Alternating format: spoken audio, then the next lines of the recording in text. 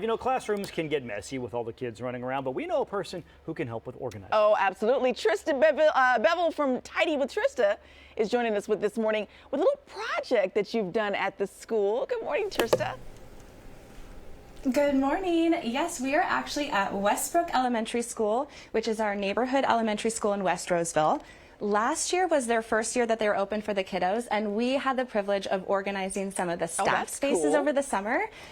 Yeah, so that's where we are. We are standing in the teacher supply room, and it also houses their art docent supplies, which is a volunteer and donation-based program. They're always taking donations. So I wanted to use that as today's theme because you guys know 'tis the season, and 'tis the season for all of those holiday crafts that are going to be coming into your home. So I wanted to give you guys three tips on how to organize your craft supplies. Okay. Let's see this. What do we got? All right, so the first tip is going to be separating your supplies into smaller categories. It's just going to make it easier when you're trying to get them out. You're not digging through one bin, making a big mess, trying to find, those pom-poms or sequins on the bottom. So separating them into smaller categories, and again, that could be, colored pencils, crayons, markers, separating them out for your kids will make it super easy. All right, and tip number 2 is going to be the theme here, clear containers. Yes, we can put a label on it, but having a clear container, you can see what's inside without having to open it up, and that will help you prevent overbuying, right? We know we have enough pom-poms and sequins for this year. We don't need to buy those again at the grocery store.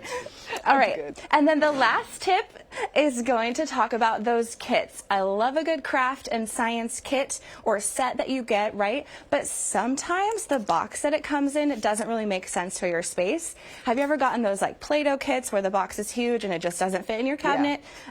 So don't be afraid to unbox it. So take everything out of the box that it comes in and put it in a clear bin. This is just a regular shoe bin. You can literally get them anywhere and store it like that. And you can actually just have it be ever revolving. So once this kit is done, then you can open it for the next one. Nice. Trista, and that's it. These Super tips simple. are great. Yeah. Have you ever tried just shoving it in a drawer with batteries and take out menus and Post-it?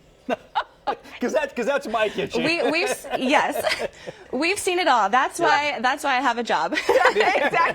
Exactly. He's the reason you will never not have a job. Exactly. And coming up in the next hour, Yes. can we talk about the crafts and all the arts and craft projects that the kiddos are going to start bringing in?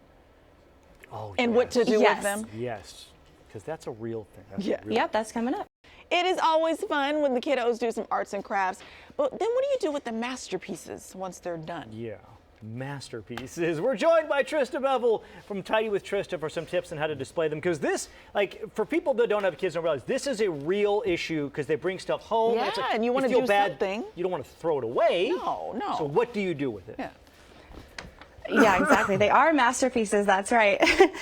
Okay, so today's tips, I'm going to give you 3 tips on how to store your kids' masterpieces, like you call them, without creating additional clutter. Okay, so the first tip is going to be to think outside the box. And with that, I mean, think outside the countertop, the bookshelf, the table. Don't put anything on your usable surfaces because that's automatically going to create that visual clutter for you. So you want to usually look to the wall. And okay, Trista, what do you mean by that? Okay, you guys asked, I know. So we love a good cork board. We love a good magnet board. Even hanging a clipboard to display the art is a great option for those paper arts. But yeah, it's super cute. But what about, the things that you build, you paint, the Lego sets that they have?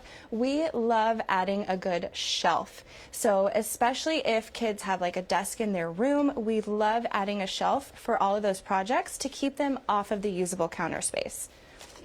All right, and then tip number 3 is going to be to set a time limit for how long you can keep your craft. So I know we want to keep this, for years and years and years, but we just need to get into the habit and have our kids understand that once we create a craft, the masterpiece expires. So really that depends on how many pieces are coming into your home. If your kid's, a monthly crafter, they could probably live a little longer. But if your kid's, like mine, and she comes home from preschool every day with a craft, they have a shorter expiration date. So really, every week, switch it out. You can also use your shelf as kind of like your boundary. Once your shelf is full, then something has to go before something new can come in. So And that's it, super simple. So we have, and I think this might have been advice from you, we have a tote in the garage that we take a lot of the artwork and put in that comes home from school. But my question is, though, do you have any advice on choosing what to keep? Like guidelines on maybe what can not stay in the house? Yeah. So those, I would say, once they're done hanging up and being displayed, keep your favorites. So I like something that has like a handprint on it. If it's just scribbles, I mean, my daughter, she did so great, but I don't need to keep this one forever. Yeah. It doesn't really show any skills that she has. So if it's something that, they've been working on their writing, or if it's like a handprint, something that they'll want to look at, and just be very, very picky when it comes to that. And those can go to the memory bin. But other than that, once their time's up, I just recommend tossing them. Is it something original or unique or whatever? Trista, thank you so much. Exactly. Appreciate it. If folks want to get in touch with you or anything, how do they? We've got your information on the screen. Is Instagram the best way to get in touch with you? Yep, Instagram, you can follow me at Tidy with Trista, or if you want your home organized, tidywithtrista.com. Very good. Thank you very much, Trista.